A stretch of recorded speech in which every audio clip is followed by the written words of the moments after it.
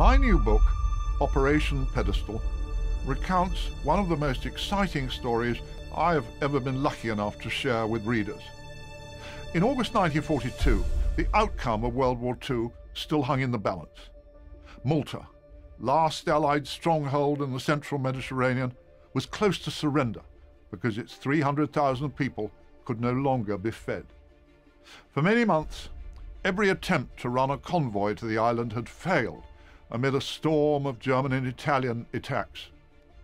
Prime Minister Winston Churchill was pretty beleaguered himself by critics who said that although he spoke brilliantly about victory, he seemed able to preside only over defeats in North Africa and Malaya, at Singapore and in Burma.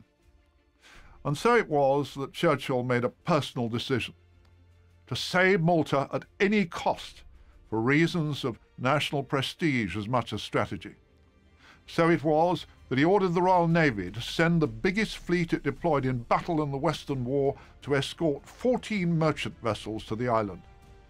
And so it was that one of the biggest and bloodiest battles of the war was fought against German and Italian U-boats, torpedo craft, and 600 aircraft.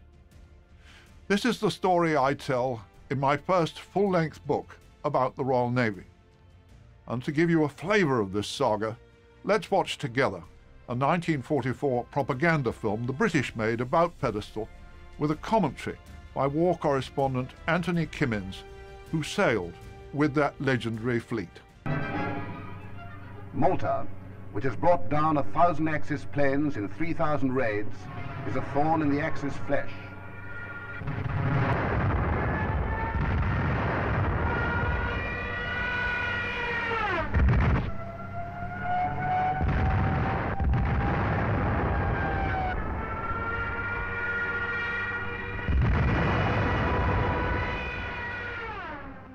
When we learned we were going to Malta, everyone felt it a privilege to be going to her aid.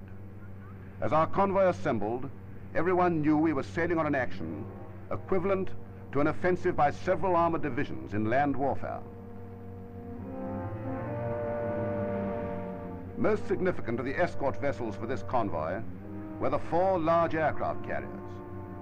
Vice Admiral Seifert was in command. His flagship was the battleship Nelson, and with her was the battleship Rodney. The escort for the final dash to Malta was to consist of cruisers and destroyers under the command of Rear Admiral Burrow.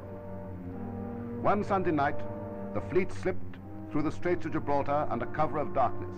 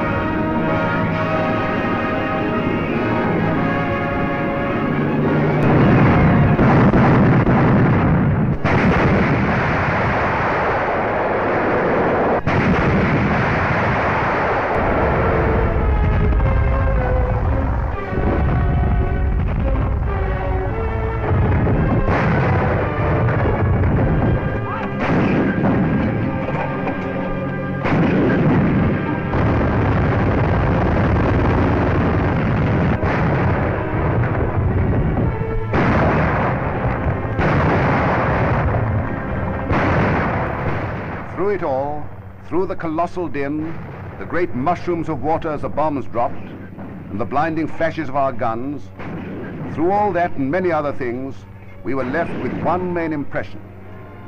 Those merchantmen in the middle, at times completely hidden by near misses, but miraculously reappearing through the columns of spray, and always doggedly and stubbornly going on and on.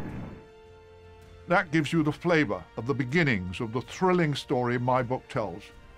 Now, I hope you'll enjoy reading on as much as I've enjoyed writing it all.